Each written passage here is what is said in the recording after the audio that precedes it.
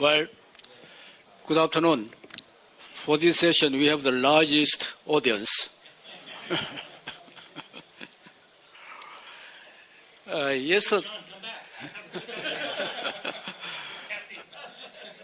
Yesterday and today, there have been many sessions, security-related sessions, where individual security issues have been discussed. But the uniqueness of this session is that we have to cover all imaginable security issues next year. What will happen next year? In the previous security-related sessions, individual issues were discussed by specialists, experts, so-called. But based on that, we have to predict what will keep us busy next year. But this is a tough task. Fortunately, we have 5 very outstanding veteran journalists covering this region. And I am sure that we shall have a very rich and meaningful discussion in this session. First, I would introduce our 5 panelists. To my left, Mr. Martin Fechler, Tokyo Bureau Chief of New York Times. You speak impeccable Japanese and Chinese, I understand. Not Korean? I speak no language. And Mr. Sebastian Faletti of Le Figaro. You are Seoul correspondent. Okay. He contributes to Jane's Defense Weekly, Financial Times, and he was based in Brussels covering for EU news. Then next to him, Mr. Sumida Takushi, Seoul Bureau Chief of Japan's Kyodo News Agency. He was already a Seoul correspondent from the year 2000 to 2003, hence he's a Korea expert. And Mr. Arten Sanzeev, Seoul correspondent of Rossiyskaya Gazeta, which is a Russian gazette, a government daily in Russia. Finally, Mr. Lee Byung-jong, or Byung-jong Lee of Korea, he's now a professor at the Sungmyeong Women's University and is a contributor to Newsweek. He used to work for Newsweek, South China Morning Post, Associated Press, Bloomberg, Newsweek.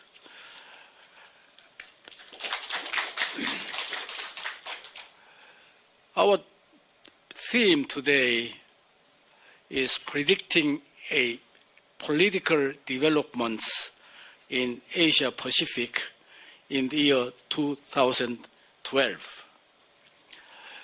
Last year, it was very, very turbulent year with North Korea's repeated provocations and clash between China and Japan on Senkaku Islands, etc. And compared to last year, this year is relatively quiet, but we are not sure until they predict it whether this quietness will be carried over until next year, or next year will be another repetition of last year, or even worse. So why don't we start with hearing each panelist making kickoff remarks for about 5 minutes, starting with Mr. Pekla. Is this working? Thank you, Mr. Kim, and I'd like to say my thanks to the organizers of this event. You've heard all the professionals speak, and now you get to hear us. One of the freedoms we have is we can make ridiculous predictions, so here goes. In this conference, I've seen some of the literature and heard some of the panels, and there's a discussion, I think, for example, in the description of this particular event of elections in South Korea, the U.S., Russia. We've talked about succession in North Korea, and I've even heard talk about the changing of the guard in China when Hu Jintao's generation steps down and a new generation, perhaps led by Xi Jinping, takes power. One country that often seems to be avoided when we talk about political change is the country where I live, which is Japan.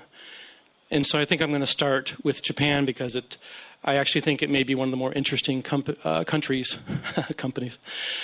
going forward, at least in the short to medium term.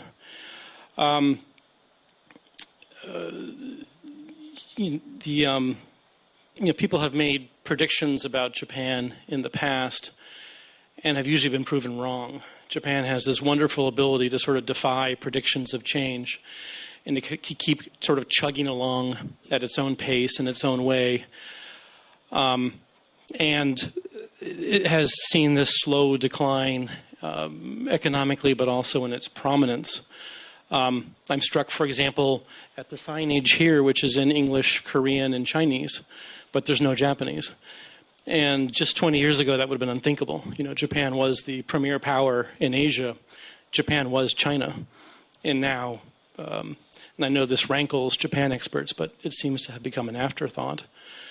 However, I think that we may see some possibilities or some potentials for change going forward. I'm going to take a risk here in predicting change in Japan, which I think is maybe suicidal. But after the March 11 tsunami and earthquake, and then particularly the nuclear accident that followed, we're always looking for Japan to reach some sort of breaking point. We're always looking for Japan to hit whatever stress or strain it is that finally forces it out of its complacency. At the national level, I think, unfortunately, this event has not done that.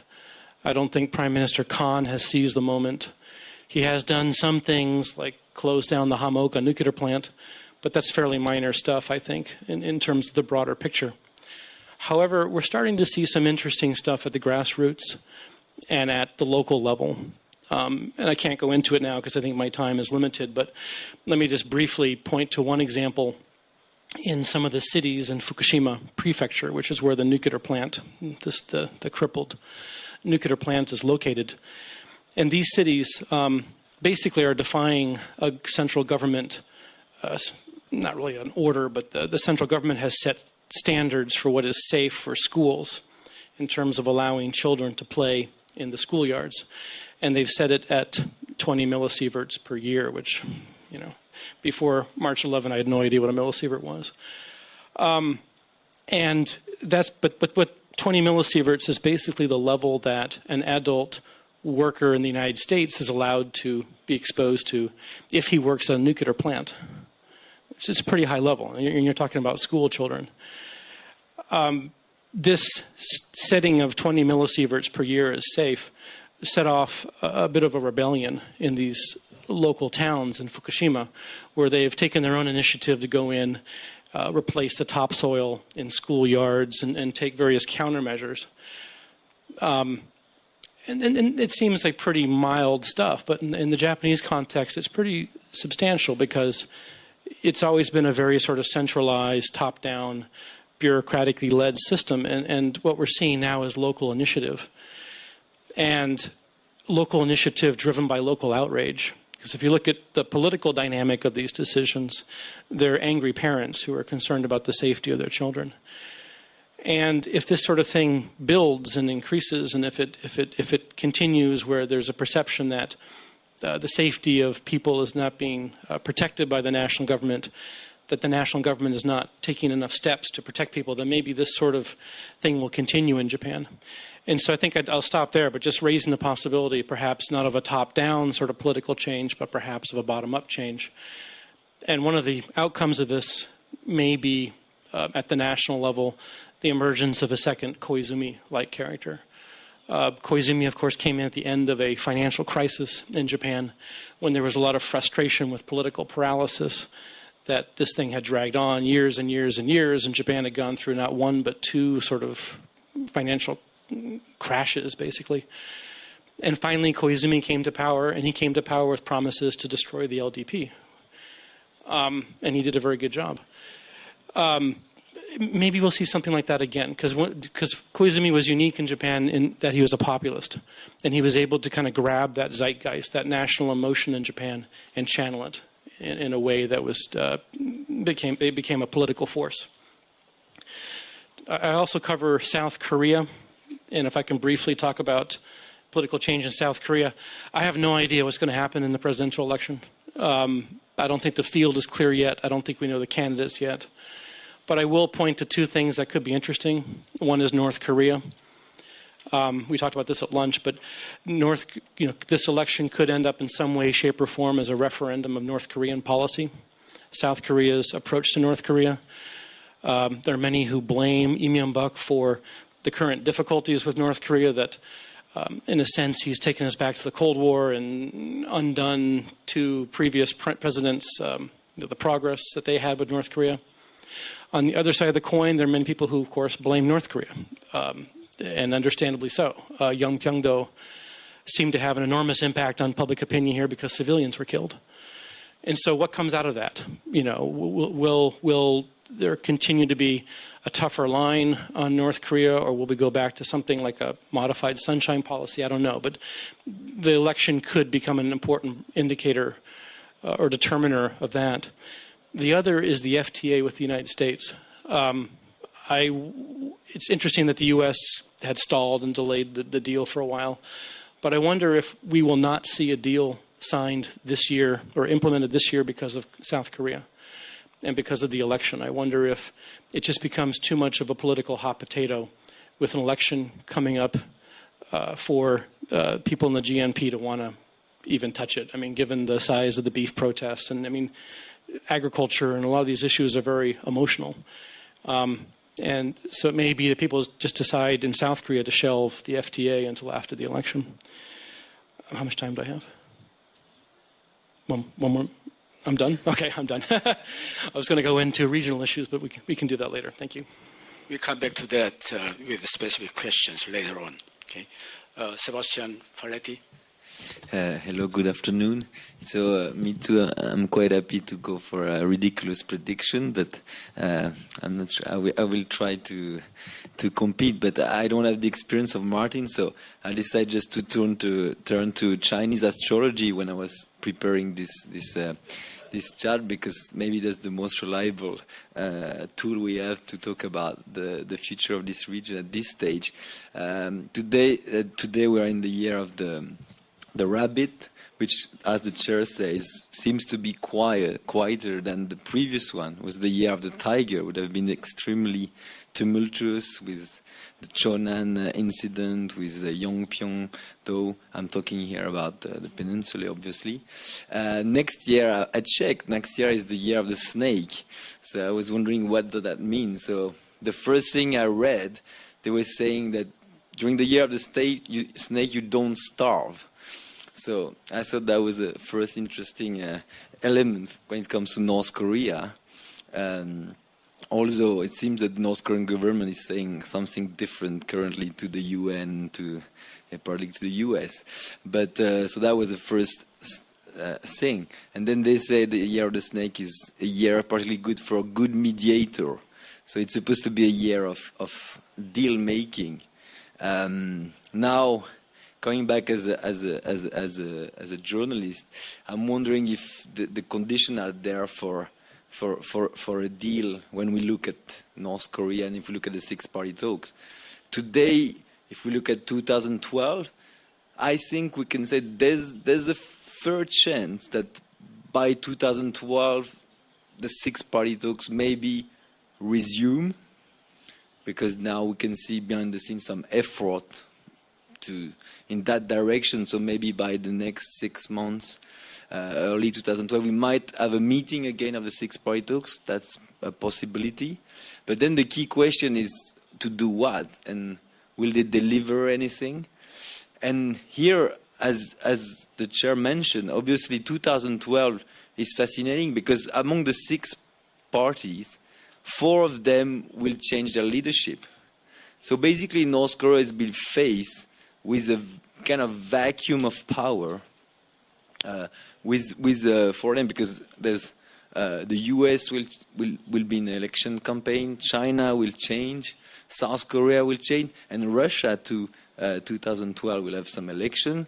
I don't talk about Japan because Martin did. But the key question, I think, is how North Korea will play out this situation. Because if we look in the past, if we, for example, look at the last US administration, like 4 years ago, the final year of George Bush administration was a very intense, interesting year on the diplomatic front with North Korea. The Bush administration made a push to make a breakthrough on the nuclear file. It was kind of unexpected for a president who had invented the axis of evil, but that's what they did. And North Korea played that game. So North Korea saw there was an opportunity with the president finishing his term and probably wants to leave a legacy. Maybe there was an opportunity for diplomatic opening. So the question whether we will see the same thing in 2012. If we look at the situation in the US, I have my doubts, because I think President Obama is a very different situation than President Bush. He's going for re-election. He's not looking yet for a legacy. He's looking for re-election. He needs votes, and he's confronted with some grassroots Republican strong. The Republicans are already controlling the Congress, so he cannot afford to look like a dove. So it will be very difficult for him to make a great piece of virtue next year because of the election campaign. And then obviously the question is whether North Korea will try to use the election campaign as an opportunity to increase the pressure on Washington. That's the question. I think at the moment, the US, if you ask them, what do you want about North Korea next year? I think they want, like, no trouble, no noise. The Obama administration has already so many things to deal with. The Middle East, the Libyan war, they didn't really want to do it, but they had to do it. But the President Obama definitely wants to focus his campaign on the economy. And it doesn't need another crisis in somewhere else far away in the world where they have to explain to the voters why we're doing this or not doing this. So I think the US would be quite happy to have some low-level talks to keep the contact with the North Koreans, try to know what they're doing, and avoid at any cost a crisis that forces the president to take some dramatic measure. Then the second big player, obviously China. It would be very interesting to see how China react. I think I would expect that the next Chinese administration will definitely want to reaffirm the alliance with Pyongyang, because when they arrive, they want to show that there's continuity, and probably North Korea would like to do the same. But then behind the scene, what would be interesting is to know whether they're sending different message to their ally. But this is something that will probably not come out of the fore. And then South Korea, the elections, as you said, it's very open. It's very open, but obviously North Korea will be in the background, and we don't know how the parties here are going to play that card. But obviously, I think that will be clearly there will be a different approach from the different candidates will definitely have a different point of view on this. The interesting thing is whether North Korea will try to step into the game, whether they will try to influence the game. One can argue that maybe North Korea has interest in seeing the opposition winning the election. So in that case, they also have interest not necessarily to go for a deal or to make big progress with the current administration next year. So if we look at this whole picture, I think this 2012 looks very volatile and not necessarily the best context for breakthrough and for major change. But then, obviously, we are all talking here. We try to put some rational, some kind of rational ideas on all this. But just as a conclusion, I would say we should never forget that there's a lot of. We tend to think there's a big master plan somewhere, that the North Koreans have a big strategy, they know exactly what they're doing, and that the other actors are also in that approach. But there's also a lot of room for miscalculation. What happened last year, what really happened, we don't exactly know why we had this clash in Yongpyong, what was in the mind behind those people who did it. So the year of the snake might be for a good mediator, but it could be also for also some warriors or some more reckless profile who might be also very busy that year. Thank you very much. Thank you, Sebastian. Now, 수미다 씨 부탁합니다. 예, 안녕하십니까. 저는 그 한국말로 그 변하게 하고 싶습니다. 먼저 오늘 이 자리에 저 불러주셔서 감사합니다. 그리고 먼저 저도 일본 사람이니까 일본에 대해서 말하고 싶은데, 저는 2012년은 큰 타닝 포인트가 될 해라고 생각하고 있습니다. 그거는 먼저 그런 자리에서는 바르은 전망, 희망을 두는 희망을 가질 수가 있는 전망을 말을 하는 게 적당할 것 같지만, 저는 2012년 이후의 세계, 특히 동아시아는 조금 어두운 미래가 시작하는 타닝 포인트가 될 해가 아니냐, 그렇게 생각하고 있습니다. 근데 물론 그렇게 되지 않은 거를 희망하고 있고, 역사는 바꿀 수가 있습니다. 과거 역사는 바꿀 수가 없지만 미래의 역사는 바꿀 수가 있습니다. 그러니까 각 지도자들이, 리더들이 그 문제를 해결하는 것을 기대하고 있지만, 개인적으로는 조금 여러 가지 문제가 많아가지고 어떻게 될지 모르겠습니다. 네, 먼저 일본에 대해서 아까 저보다 일본에 대해서 잘 아시는 분이 일본의 지금 상황에 대해서 언급하셨지만, 저는 일본 미래에 대해서는 희망은 있지만 그래도 어려운 부분이 너무 많습니다.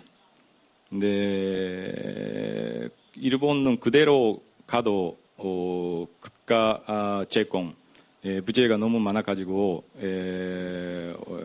어려운 상황이었지만, 이번 지진 그리고 후쿠시마 원전 사고 때문에 어려움이 또 일찍 현실화 될 것 같다고 그렇게 생각합니다. 네, 저는 자세한 게 지금 말하는 시간은 없지만, 일본이 그런 어려움을 탈출하기 위해서는 저는 먼저 필요한 거는 세 개 있을 거라고 생각합니다. 근데 그거는 강력한 리더십을 갖고 있는 지도자, 정치 지도자가 필요하고 아까 고이즈미 전 총리 이야기가 나왔지만 고이즈미 씨처럼 그 강력한 리더십 필요하다고 생각합니다. 그리고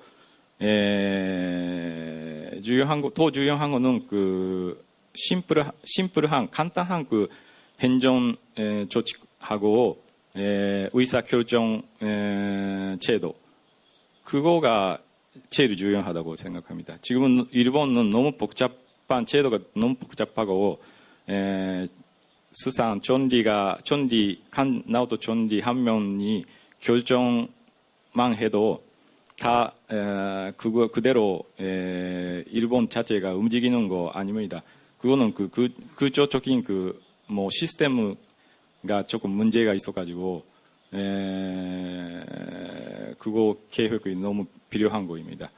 근데 그리고 그 희망을 갖고 갈 수가 있는 그 복지제도나 그런 거가 필요합니다.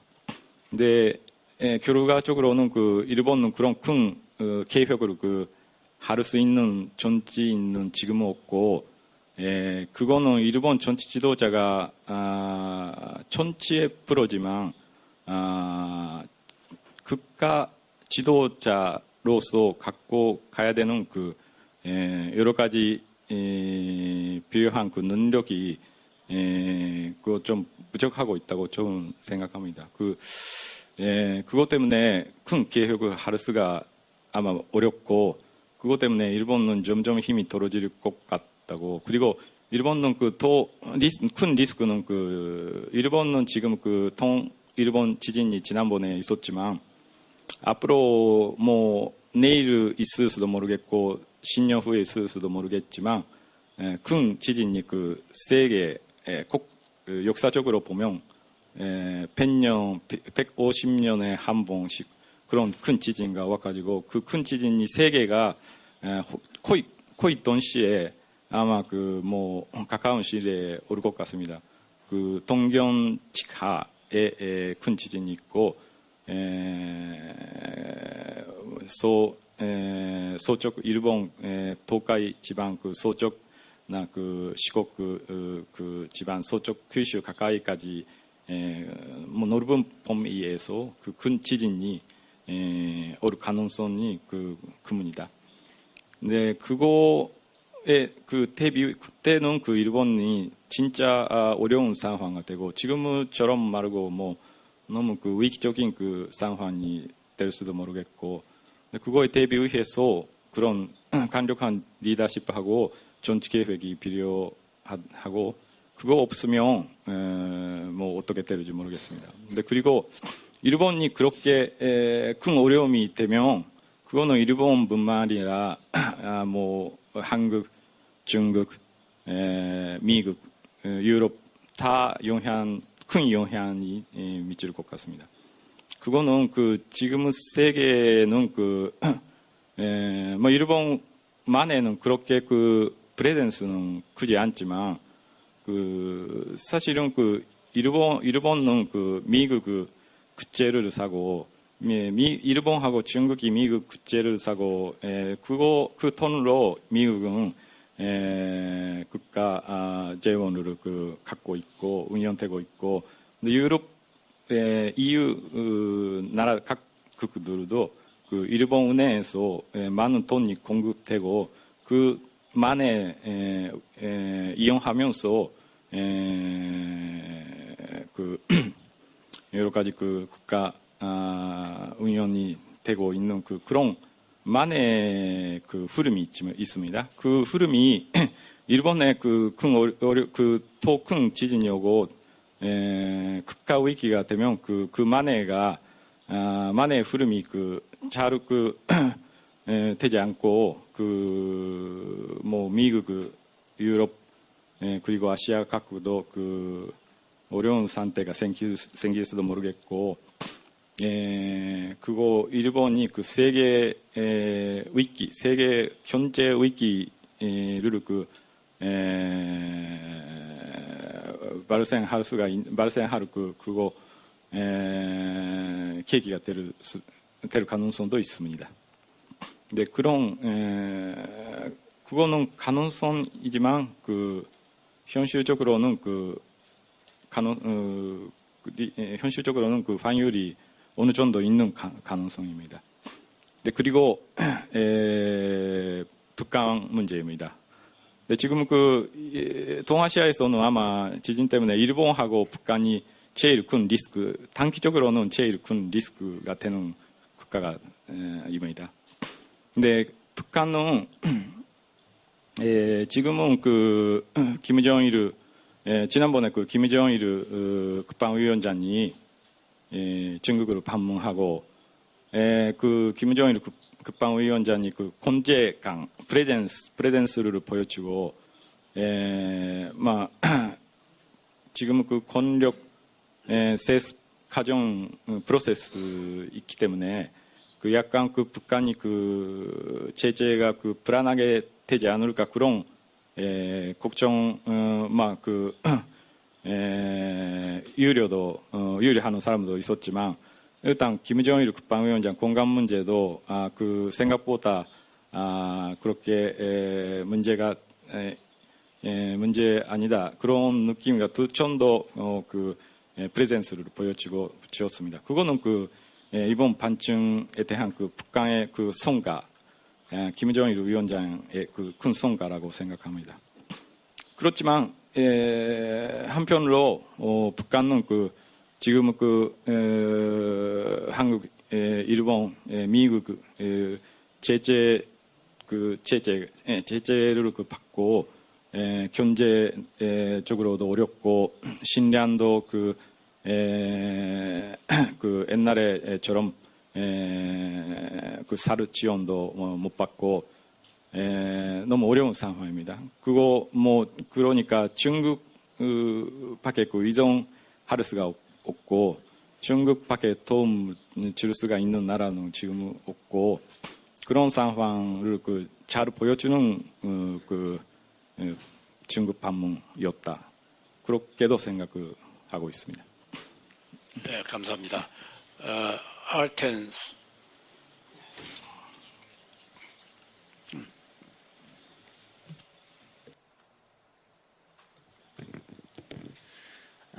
Thank you very much, Mr. Kim, for kind introduction. You said about us like veteran correspondents, and I suddenly felt that I'm very old.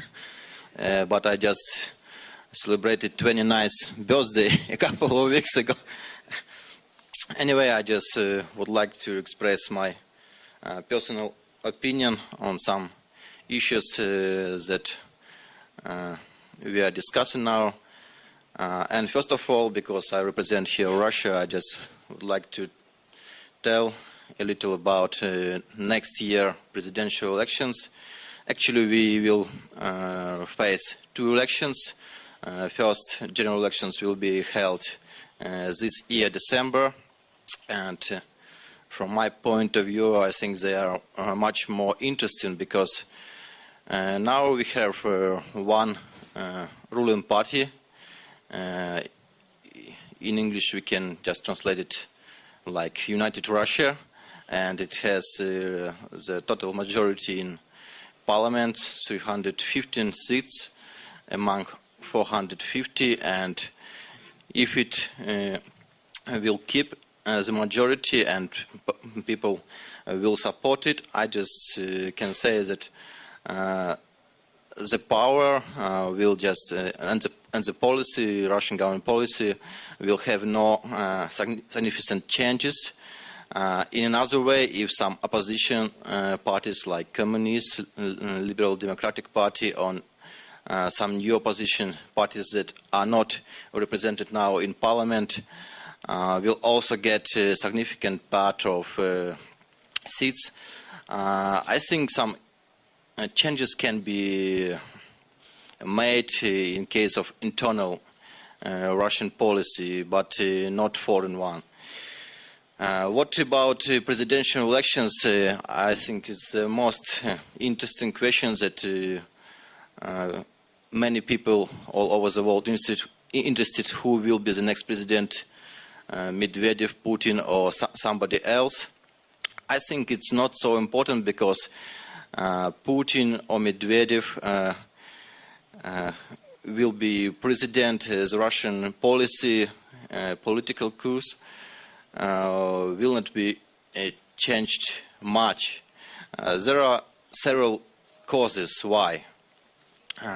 Actually, if you know and look at the Russian government now, they are working in one team.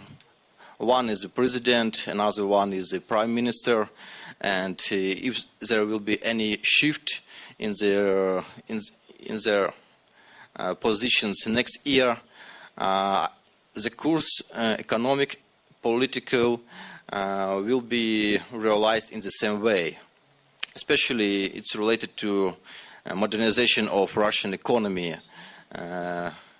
President Medvedev 2 years ago already declared that it is very important to modernize Russian economy, and now our government just trying to implement this goal. Also, we have several important international events like APEC summit in 2012 and Olympic Winter Games in 2014. So to successfully implement these goals is the most priority now for the government. And another cause, there is no now alternative for president elections, no popular opposition leader. Of course, we have some minor opposition leaders, but they are not so popular, and people cannot support them in this big political race. What about Russian policy on Northeast Asia? I think it will be almost the same. In case of six-party talks, Russia always support non-nuclear status of Korean Peninsula, and we always support good relations between two Koreas. So in this case, I think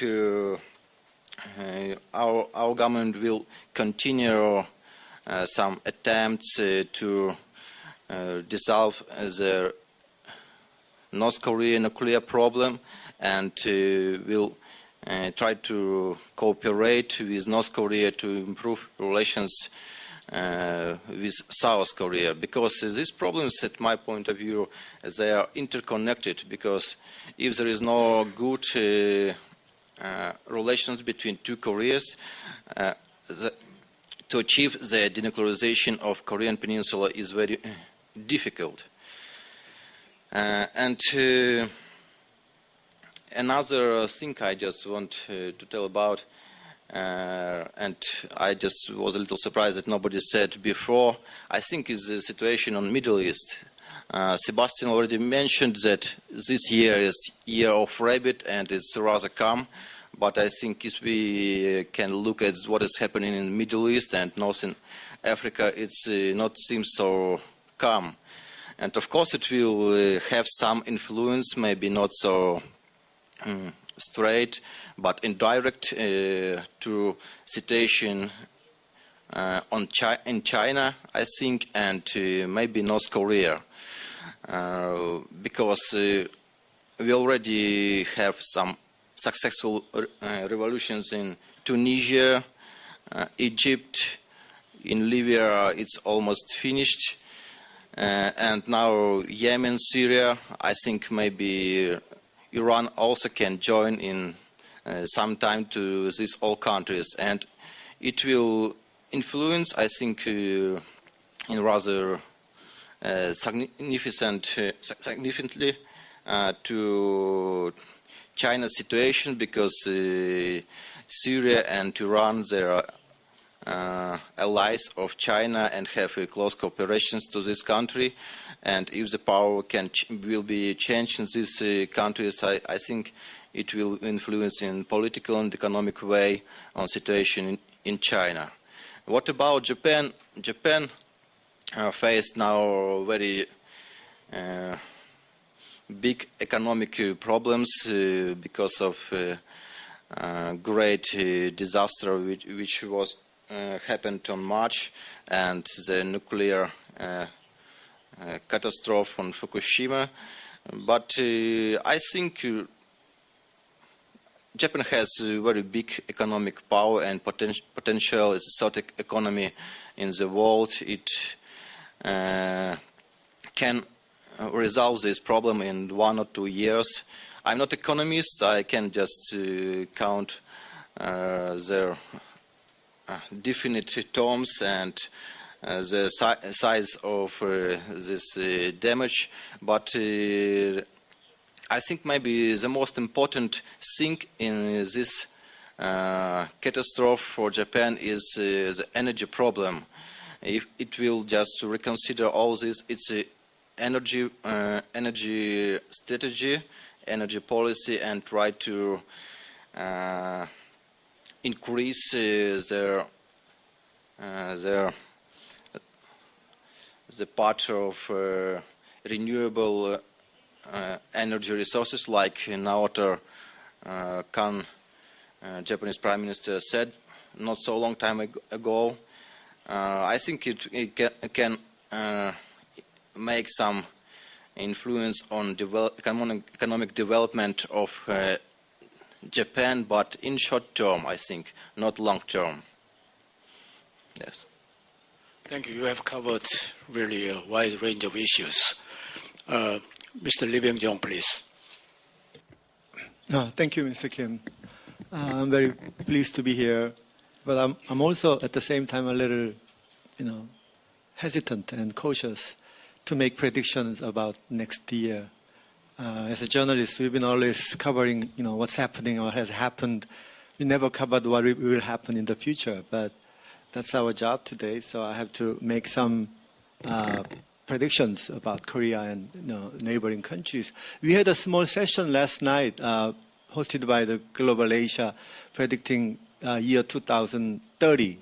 And some of us were there, and we were making very sort of wild and provoking predictions, because it's 20 years from now, and again we can be wrong and nobody will blame us, because 20 years later nobody will remember anything. But if we make any predictions today about next year, everybody will remember and will be liable for that. So I'm very careful, but it's not because of that. My prediction for next year about Korea and the region would be rather sort of status quo, basically. Nothing much can happen. We all know we have elections in many countries. I believe 4 or 5 countries out of the 6 nations related to North Korea have some kind of elections or power changes. But if you look at each one of these elections, I think there's not going to be much implications for policy changes, particularly for foreign policy changes. Because of the election in many countries and power changes, leaders in those nations in general, my view, will be rather reluctant to take any chances, any risks, basically. So they'll just try to muddle through during the year of 2012. But more specifically, we have this, again, I guess, Russia. He he talked about the relatively insignificant impact on Russia's foreign policy of these Russian elections. And Japan, there could be election and new leaders, but there will be, compared to South Korea, where election has very much implication for particularly foreign policy. Elections and power changes in other 4 or 5 nations would be rather insignificant, in my view. North Korea, whoever takes over, Kim Jong-un takes over, he will carry over his father's policy, as his father did, when he took over his grandfather's position, some 20 years ago. China again, there will be new names and new faces, but policy will not be that drastically different from the previous ones. But in Korea, if you look at past elections, for example, whenever we had a power change, we had major changes in our foreign policy. 10 years of liberal governments under President Roh Moo-hyun and President Kim Dae-jung, our policy toward North Korea was different, and our policy toward U.S. was even different, let alone China. And 4 years ago, after this new government took over, our policy, foreign policy, changed again tremendously. So that means Korean election is important. Every election in any country is important, particularly in Korea, because of these policy implications. I think it will be important. And on top of that, we have 2 elections next year. In April, there will be general election, and in December, presidential election. Again, very difficult to predict. I guess Martin was talking about the relevance of North Korea in Korean elections. I might disagree a little bit with him. Recent elections in Korea have more relevance with our economic status, and particularly this year, next year, my view is economic status, as well as the issue of growing, important issue of welfare would be a major factor as well. This was just shown during our by-elections not so long ago. So election itself could be decided more by non-North Korean issues like economy and welfare. But after the election is over, I believe the election result will have a lot of impact on our foreign policy. As I said before, whether we have a liberal government or a conservative government, that will change our course radically, of course.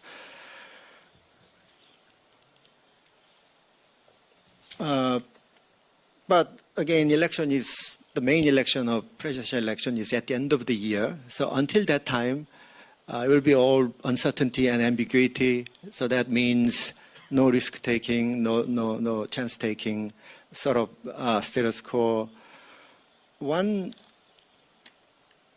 event which we may have to watch carefully would be this upcoming International Nuclear Safety Summit in March in Seoul. I guess dozens of leaders will be here, just as they did for G20 last year. And here we will talk about a lot of important nuclear issues, nuclear safety following the nuclear crisis in Japan, and nuclear terrorism following the death of Osama bin Laden, and also, of course, North Korean nuclear issue. This will be in March, just before our general election in April. And we also have to watch closely how North Korea will react to this summit of international leaders on the issues which which will talk about North Korea's bad behaviors. So combining all this together, a lot of uncertainties, but relative stability throughout the year, throughout the region.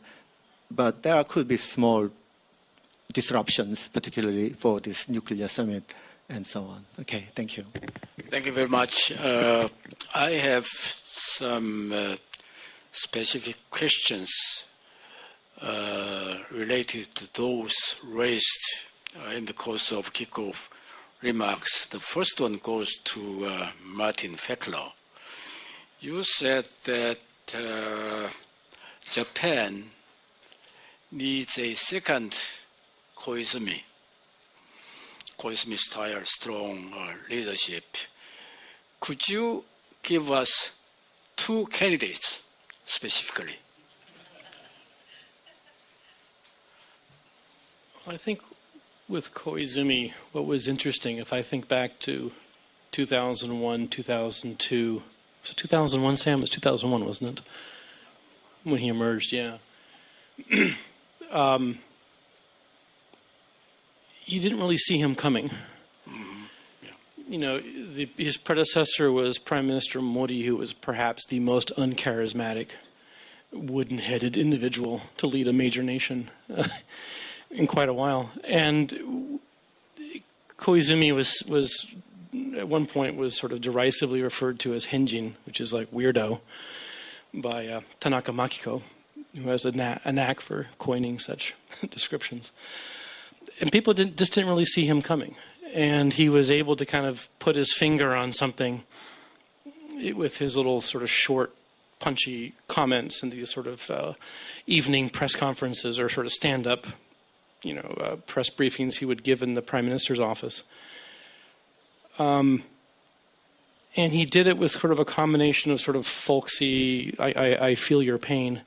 And he also had this sort of conservative side to him where he insisted on going to Yasukuni Shrine. People who have that sort of potential, I don't know, but where I look for leadership in Japan, or at least as sort of a pool of potential leaders, I would look to the local leaders. I would look to governors and mayors, because in Japan, the local leaders are directly elected by voters. And so they tend to be stronger personalities. They tend to have mandates when they come into office. Hashimoto down in Osaka, the governor of Osaka, is one person who's talked about. The former mayor of Yokohama, whose name is now escaping me because I'm on stage, is another person. And there could be more to come out of that whole thing. But I think what's interesting is that the next person who comes, again, we may not see him coming. I don't really see sort of a looming figure on the horizon who would dominate politics now. But there is a potential. I don't think that the cupboard is entirely bare. Thank you, Mr. Sumida. Is it possible for Ozawa Ichiro to come back as a leader? He would make a strong leader, but if his image is too much tarnished by the corruption, then who is your candidate to be the next strong leader?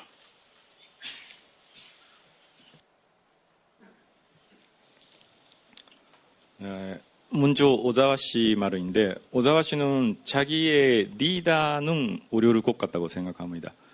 네, 그래도 일본의 몇 명, 아까 이야기 나오는 오사카프의 하시모토 지사, 그리고 나고야시의 가무라 시장라는 사람이 있습니다. 그 두 명은 자기 일본의 리더가 될 가능성이 있고, 나고야시의 가무라 시장하고 오자와 씨가 너무 가까운 사이입니다. 그러니까 그리고 가무라 시장하고 하시모토 씨가 연계될 가능성도 있고, 그러니까 다음 리더니 일본에서 지방 자치단체장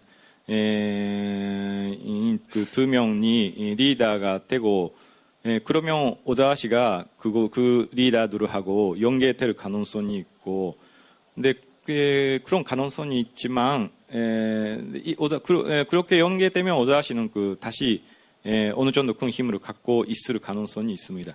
그래도 오자와 씨 자체가 존리가 되거나 그런 가능성은 조금 어렵다고 생각합니다. 그거는 아까 말씀하신 너무 어두운 이미지, 약간 부패한 사람이라는 국민적인 이미지 반발도 있고, 그러니까 지금 일본 국민은 개혁적인 리더를 강력한 힘을 갖고, 그리고 개혁적인 리더, 그리고 부패는 싫어한다. 그런 세 가지 조건이 있으니까. 네. Thank you very much. I want to ask Sebastian and Lee Byung-jong if North Korea will try to affect the presidential election of South Korea by causing one trouble or another, or will they keep low profile, not to embarrass the opposition candidate? You first. Well, obviously it's always difficult to know what is in their mind, but I will tend to go for the later, meaning I think North Korea doesn't have interest in if there's a repetition of a big clash. We've seen after the Yongpyong-do incident that clearly there was a shift in when we look at the polls in the survey in South Korea. Clearly the population rallied behind the administration, and it was in sharp contrast with the Chonan, because after the Chonan the public opinion was very much divided, but when it comes to Yongpyong, there was clearly a shift and which behind the current administration. So if they look at this, the logic is that they don't necessarily want to have this just side of election if they don't want to give a boost to the Grand National Party. But I think also we kind of, again, we should not underestimate the rule for miscalculation. And yeah. We are running out of time. Be brief, please. Yes, I would also go for the latter because North Korea might be tempted to do something before the election, but they cannot really predict what kind of impact it will have on the South Korean elections. Sometimes it can work for the ruling party, sometimes it can work for the opposition party. Just as was seen by these two cases last year. Of course, it was different timing, different setting, but had different impact on the election. So, I mean, 20, 30 years ago, they could have predicted what would happen if they had provoked it. But it's a different situation. And also because, as I said in my remarks, because North Korea is becoming less important in South Korean elections compared to, economy and other pending issues, I don't think they will do anything stupid or strange. My view. And I hope so too. Thank you. Art and Sanjeev, I have a question to you. In almost all security-related forums or symposiums, we talk a lot about Japan's role, China's role, America's role. But usually Russia's role or Russia's presence is under-discussed. Why is that so?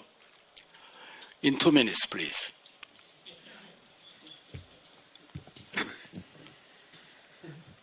Actually, you are right. There are many different security forums, conferences in Korea, and I attended many of them. But I should say that not so many Russian experts are invited. I don't know why. Maybe the interest to Russian opinion is not so large here, or maybe the South Koreans organizers underestimate Russian important role in this region. But I would like to stress that Russia played and is playing now the important role in this region. We are the part of Northeast Asia. We have a big territory. Maybe our economic influence in this region not so large like China's, or Korea's, or Japanese. And if you look to the population map of Russia, only 5% of population is living in the territory from Ural to Far East. But nevertheless, nowadays this region is developing very actively.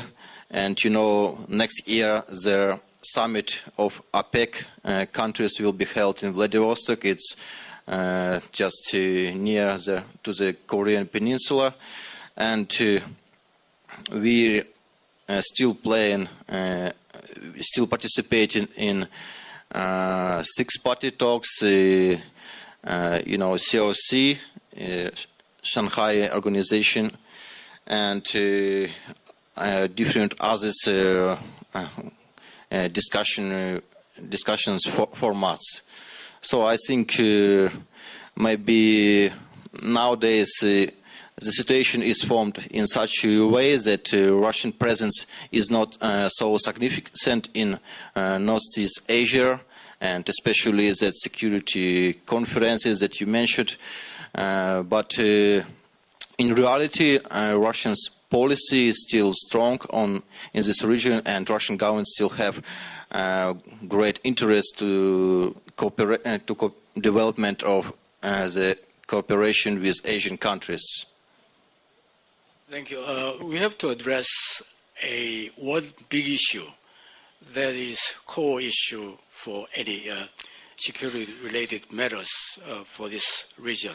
That is, everybody is asking, will North Korea eventually give up its nuclear weapons program? If not, what's the point of restarting six-party talks? 2 minutes, okay, each of you. You start. Yes.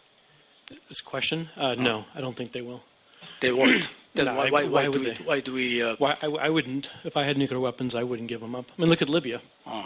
Look what happened. They were supposed to be the test case, right? What's the point of having six-party talks? Good question. It would save me from having to write about them because they're tediously boring. Okay. No, but seriously, if you look at Libya, Libya was supposed to be the case of the country that gave up its weapons and got all the wonderful benefits. And look what we did. We bombed them. So if I were the leader of North Korea, I'd be like, no way. I can't imagine them giving them up. Sebastian? I also think they won't give up their nuclear weapons, and I will do the same. But I think they're probably going to be a resume of six-party talks because both China and to a later extent the US now see some interest in having at least some kind of talk. I think China, it's obvious they've always been pushing. But the US now, last year, have been really tough and say, we're not going to go back to talks or nothing. But now they're realizing it's maybe better, at least we can exchange some information, know where they are, especially when it comes to this enrichment program. So I think there's a slight change of mood where they're starting to think, at least if we have some chat, it's better than nothing. Sumida-san. 저도 그 북한은 조대로 핵을 포기하지 않을 것 같다고 생각합니다. 제가 김정일 국방위원장이라면 핵을 포기하지 않습니다. 그럼 식스팟 육자회담은 왜 합니까? 육자회담은 그 의미가 없는 거 아닙니다. 그 육자회담에서 그 협상하면서 그 핵을 완전히 핵을 포기하지 않아도 어느 정도 핵을 그 관리할 수가 있는 그런 방향을 모색하는 그런 의미가 있을 거라고 생각합니다. Arten. Yeah, Mr. Kim, you asked a very important question, and it's not so easy to answer to this question. I think everybody knows that the final goal of six-party talks is the denuclearization of Korean Peninsula, and but I think the situation now is so complicated that it's impossible to achieve this goal. And as I understand, now I just talked to some experts, especially Americans. There is some shift in the approach to this problem. And now their priority is not the final total denuclearization of North Korea, but they're realizing some goals of non-proliferation. We have Syria, we have Myanmar, and some maybe other countries who want to develop their nuclear programs. And in that case, North Korea maybe can be the proliferator of this knowledge and some materials. And the United States is very concerned about this problem. And you know, President Obama, he just declared several years ago the world without nuclear. And next year there will be a nuclear summit in Seoul. So I think it is now very important for United States and of course for other countries to restart six-party process, and maybe if we are talking about prediction, I think maybe the end of this year or beginning of the next year it can be happened. And I agree with my colleagues that North Korea will never give up their nuclear weapons, because they just already realized what happened with Libya, who did this several years ago, and now they just maybe they are ready to go forward to stop their nuclear development program, but not to give up their already made nuclear weapons. Yeah. Mr. Lee Byung-yong, please. I basically agree with what my colleague said. They're not going to give up nuclear weapons. They've gone through all these problems. I don't think they're going to give up anytime soon. That gives us the question: why do we have six-party talks? It's a very important question. I myself doubt the effectiveness of six-party talks a lot, but as they all pointed out, non-proliferation is a major issue. And also, we can somehow change the characteristics of the talks now that North Korea is a de facto nuclear state. So we can shift our focus on something else. The other thing is North Korea is such a dangerous country. It's so dangerous to be left alone. We need to have some kind of ongoing talks to find out what's happening in North Korea, what they're thinking about. And just for that reason, I think there's a reason for the existence of the six-party talks for the moment. Very much. We have just 5 minutes left, and I want to open the debate to the floor.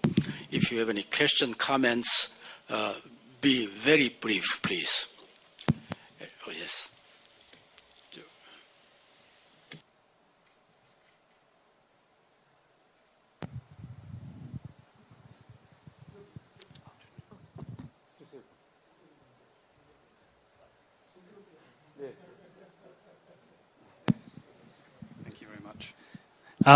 In the last panel, General Pan was talking about the importance of reconciliation as a means of creating a multilateral security framework in Northeast Asia.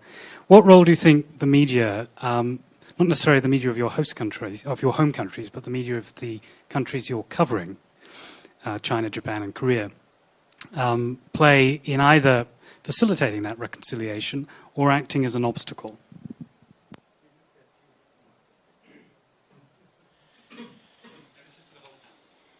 I missed that particular presentation. I was trying to see Sam's presentation, but there was no English. I mean, in terms of like a regional integration, that's the issue. And what would media be an obstacle or a facilitator of that? That's the idea. I'm thinking more in terms of historical reconciliation between the countries. Right. So not institutions, but really moving beyond history and contentious issues of national identity. I think we've gone a lot. We have moved quite a bit beyond some of those issues where we were, say, 5 or 10 years ago. And to give some credit, Yomiuri Shimbun had they put together a book, and they did some work on what happened during the war and Japanese responsibility. So I think that the media has played a positive role, at least in Japan, with some of these things. But the media as a driver, I don't know. I don't. I have a hard time with that concept of the media as a driver. I tend to think it's more like in the case of Japan. If I can talk about Japan again, it tends to be the political leadership and also the mood of the country and perhaps even the state of the economy at that time. So. It's easy to blame somebody else for your problems, and it's easy to kind of to look abroad for someone to beat up on when you have difficult issues at home, and that's true of any of these nations. So I don't know if the media really is a driver of this dynamic. Sunny Lee of Korea Times. Sunny Lee from Beijing. I'm a Korean guy who is stuck in China. So some of the comments that I just want to reflect some of the Chinese perspective, because as I have been talking with some Chinese scholars regarding whether there is any possibility that North Korea will engage in any provocation during the South Korean presidential elections. Chinese scholars told me that would really piss off the Chinese people, Chinese government, because it also depends on the dynamics between the China and North Korea. But then China has been tolerating North Korea, and that would really piss off, and that might fundamentally change the dynamics between the China and North Korea, because China is a sponsor of North Korea. But then they also point out that they're not going to directly attack South Korea because in the aftermath of Yeonpyeong, South Korean public's perception toward North Korea really deteriorated. So they might do a third nuclear testing, which is not a direct provocation to the South Korea. So that might be a possibility, depending on how the situation flows. Russia's influence is also Chinese scholars' perspective. There's no Chinese scholar here, so I can't talk about it. I think Russia lost influence in North Korea in 1991 after they established diplomatic relations with South Korea. Russia at the time calculated that they used South Korea to develop the Far Eastern area, and they thought that having a diplomatic relations with South Korea and using the South Korean economy, and will boost, develop the northeastern region of Siberia, Far Eastern region, but that didn't happen. And at that moment, Russia took a unilateral, one-sided, favoring policy toward South Korea that lost Russia's influence on North Korea. And my question to Smita Shensheng, I just realized that these days very interesting happening in East Asia, even though China and the United States are competing for leadership in East Asia, but there is also very interesting phenomenon that Japan, also China is the historical rivals in East Asia. They are competing each other. And I just wonder, China is really kind of interested in having South Korea close to the Chinese side, and what kind of strategies that Japan, or inducement Japan is going to use so that South Korea is not going to get closer to the Chinese side. Is there what kind of strategies or perceptions do you have? Thank you.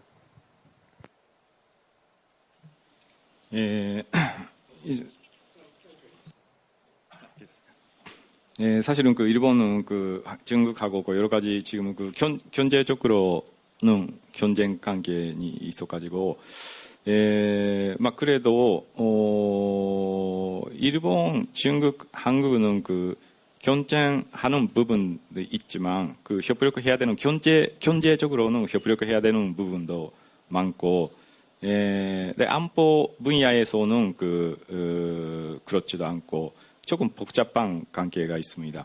근데 경제적으로는 동아시아 공동체 제한하면서 한중일 FTA나 그런 거 실현하기 위해서 노력해야 된다고 생각합니다. 그리고 안보적으로는 일본은 별 다른 카드는 없습니다. 카드는 없는데 안보 분야에서는 일본은 일본은 한국하고 일본이 협력하고 중국하고 여러 가지 안보 문제는 해결을 해야 된다고 생각합니다. 그거는 중국이 힘이 커지기 때문에 동아시아의 밸런스를 유지하기 위해서는 일본하고 한국이 여러 가지 협력하면서 중국하고 대치해야 된다고 생각하고 있습니다. 그거가 일본의 카드 아닐까요? Thank you. I was hoping to answer to your question about media's role in this East Asian situation. You're looking at this people from mass media, but I think our role and influence in this area of the internet is diminishing very rapidly. Maybe you have to address that question to these social network service, media people and online journalists. We just had a session previously about that and what these Chinese netizens in the cyberspace are going to do about this, five security issues. We are very much divided. Some say that there will be Chinese, for example, netizens will go for sort of, universal values, supporting human rights and all that. On the other hand, some people were saying that they'll be indulged more in sort of nationalistic sentiment. I think that was. Can I some remark to? Okay. Can you do that in 1 minute? 1 minute here. Okay. The question of my colleague about the Russians' role in dealing with North Korea. I think you are, of course, right that relationships between Russia and North Korea now are far from that there were between Soviet Union and North Korea, and there were serious causes: the collapse of Soviet Union and the East European countries bloc, and just showed to North Korea what can be happened with them. You know, Ceausescu and their Albanian leader, who are very close to Kim Il-sung, maybe became very great shock to North Korea. And after that, as you said, the policy of Russian government, new democratic Russian government, changed to development relations with North Korea, because we are waiting to South Korea, because we were waiting some investment to our economy from South Korea, but this hopes they were not realized then. And some Russian scholar also just named this period like democratic romanticism. New Russian government just thought that it was so easy to establish relations with South Korea and to get some economic gain, but it wasn't so easy, and there were some problems, very significant. But about 10 years passed, and in 2000 we signed new treaty with North Korea, and our relations began more and more better. But still, it's not so good like before. And I just can stress the one point. Nowadays, China can provide North Korea economic aid. I think very significant economic aid and investment to its economy, North Korean economy. But Russia nowadays don't want to investment to North Korean economy, because we need investment by ourselves. We have very huge territory at Far East and Siberia, and some natural resources that should be development. And I think maybe nowadays it's the main cause that North Korea just listen to China more, because economic influence on this country is much more bigger than Russian one now. I'm sorry that we have run out of time. Our time was up 8 minutes ago. Okay, no, I'm sorry. And I thank you all for your wonderful presentations and your patience. And why don't you join me in thanking them? So thus I conclude the whole session. Thank you very much.